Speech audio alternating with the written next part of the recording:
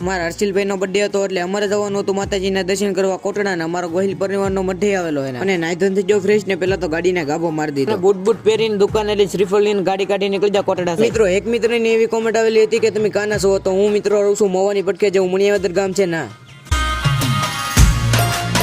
અને ફાઇનલી કોટડા પૂગી જાય ને તમારા ભાઈને હાલીને મંદિર સુધી જવું જોઈએ અને ફાઇનલી મંદિરે પૂગી જાય ને પહેલા તો માતાજીનું શ્રીફળ પધેરું અને દર્શન કરી લીધા ને વहाँ કેમેરાનો ઓલાઉટ નતો એટલે તમને દર્શન ન કરાવી શકો ને અહીંયા દર્શન કરી લો